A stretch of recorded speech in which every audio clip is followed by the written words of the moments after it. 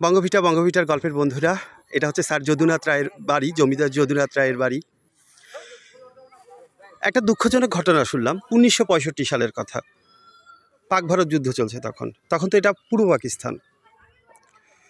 যদিও বা এই পরিবারের সকল সদস্যরাই দেশভাগের আগে চলে গেলেও যদুনাথ রায় জন্মভূমির মায়া ছেড়ে কোনোভাবেই দেশ ছেড়ে যাইতে চাইছিলেন না। তিনি যাবেন না, তার একটা কথা, মরলে এই দেশেই মরমু, অন্য কোনো দেশে যামু না। এত বিশাল জমিদারি, সাতপুরুষের ভিটে মাটি ফেলে যদুনাথ রায় যেতে চায়নি। চেয়েছিল জীবনের শেষ দিন অবধি এই জমিদার বাড়িটি বুকে আগলে রেখে এখানেই থাকতে। কিন্তু তৎকালীন রাজনৈতিক পরিস্থিতি তাকে বাধ্য করেছিল দেশ ছেড়ে চলে যেতে।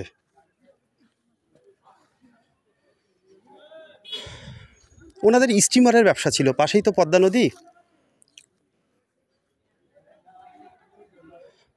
এখান থেকে যখন তিনি স্টিমারে গেলেন, সাধারণ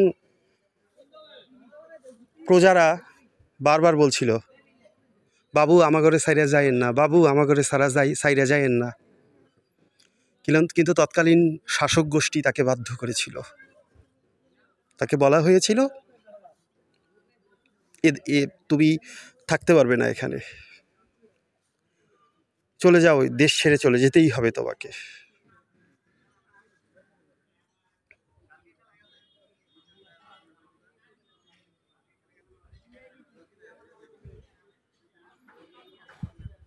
হয়তো সেই বোবা কান্না, সেই কষ্ট নিয়েই হয়তো যদুনাথ রায় মৃত্যুর কোলে এক সময় ঢলে পড়েন। শোনা যায় এখান থেকে যাওয়ার পর উনি আর বেশি দিন বেঁচে থাকেননি।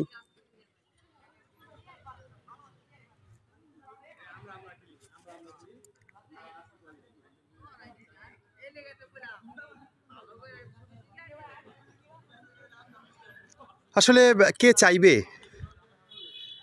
যেই ভিটেতে তার বাবার মৃত্যু হয়েছিল, মায়ের মৃত্যু হয়েছিল, যেই ভিটেতে তার জন্ম হয়েছিল, তার বাবার জন্ম হয়েছিল, মায়ের জন্ম হয়েছিল, সাতপুরুষের ভিটে, এত চমৎকার বাড়ি ঘর ফেলে কেউ কি চায় দেশ ছেড়ে চলে যেতে?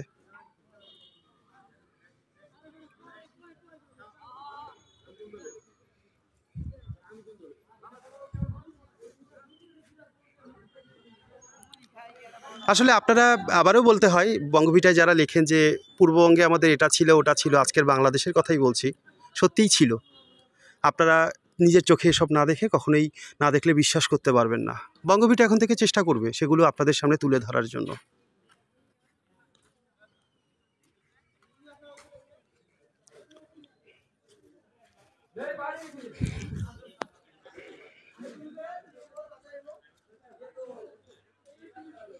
তবে দুঃখ হয়, অযত্নে অবহেলায় এগুলো পড়ে আছে।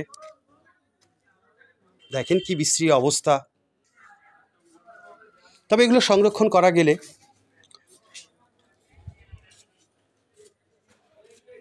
বাঙালির সাংস্কৃতিক ইতিহাসের একটা অংশ হিসাবে থেকে যেত।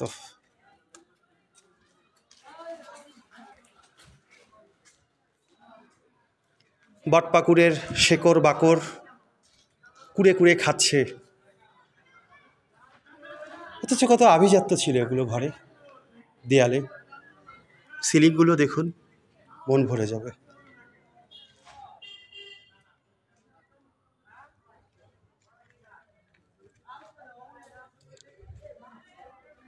কি চমৎকার ছিল নির্মাণ শৈলী।